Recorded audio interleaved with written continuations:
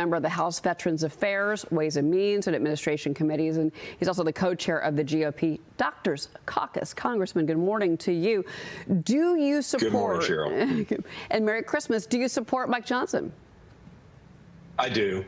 You know, the Speaker of the House is the most difficult job, and especially with many different factions within the Republican Party. We call them the five families, with very, very differing, sometimes theological bents. Some are in Biden 10 districts. Others are in R35 districts. And walking that line as a Speaker of the House is extremely difficult. And we have some folks, Cheryl, truth be told, wake up in the morning, and instead of saying, how can we get something done, they say, how can I obstruct and get on media?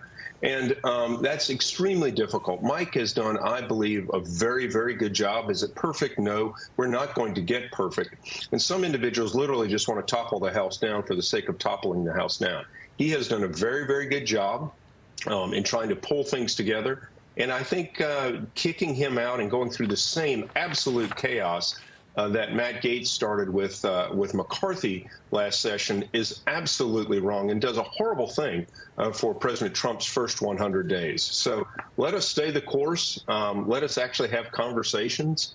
Let us actually do things and communicate.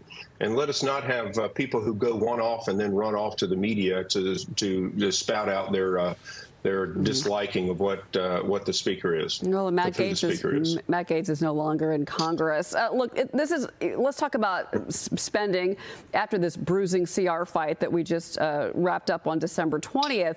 And talk about where the cuts need to be. You know, Rand Paul says there's $1 trillion that you can cut. Listen to Rand Paul and where he says that DOGE can help and maybe where it can't. Watch.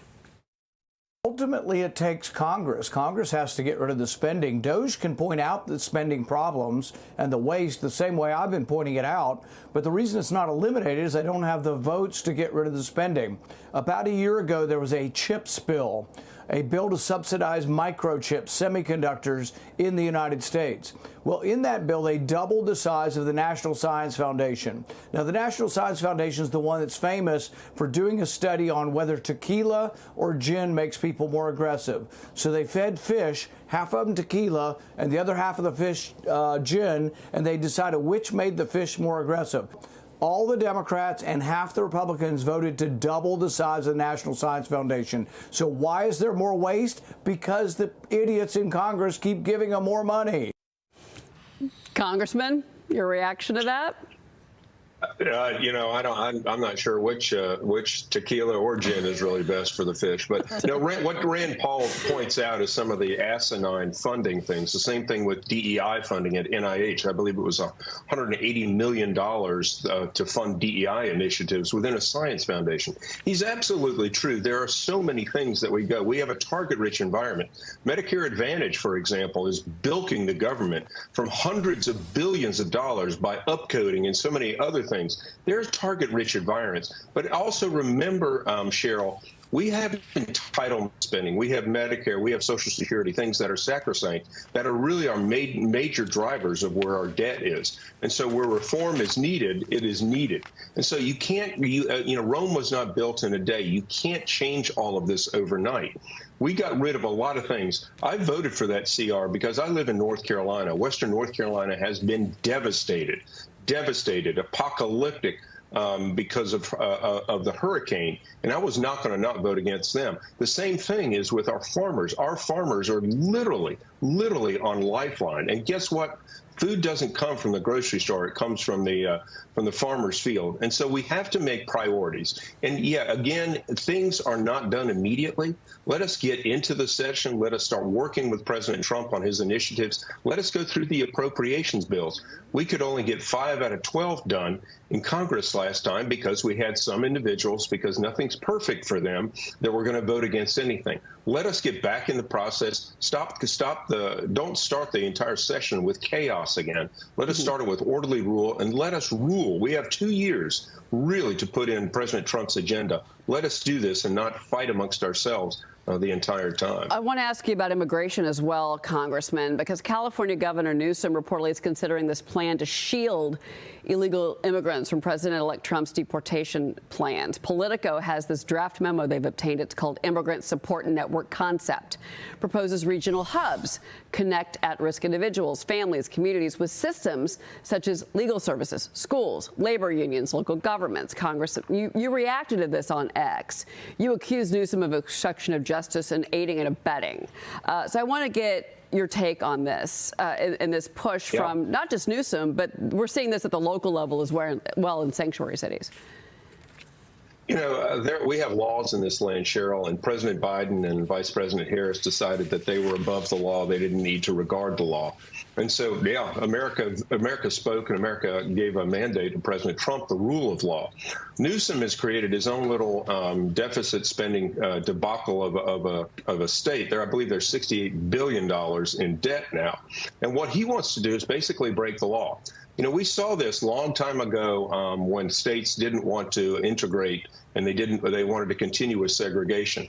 These are laws. These are national laws. He doesn't get to pick and choose which one he gets.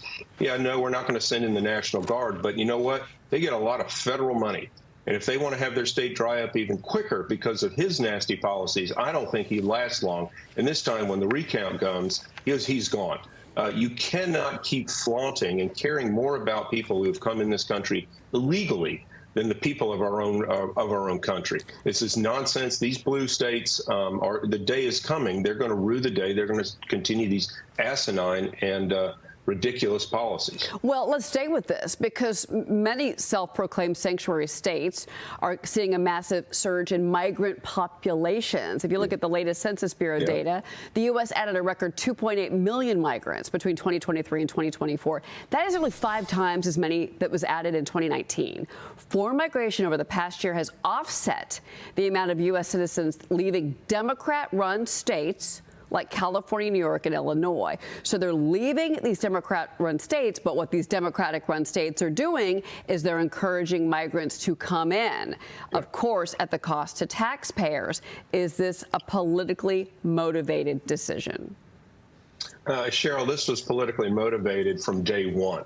This was politically motivated from day one to try to change the Electoral College, to try to change populations in states. And if you look at, take New York, for example. Look at what's going on in New York City. Finally, a lot of the blue Democrats are fighting back, saying this is nonsense. I think Lee Zeldin, the only reason he's not governor of New York right now is so many Republicans left New York. No, this is their nefarious plan to change the way that fundamentally change the way, as Obama said, transform the country. And they're to do it by illegal methods, illegal modes, and to try to bring people in where they should not be in. Congressman Greg Murphy, great points from you. Thank you, sir. We'll be right back, everybody. All right.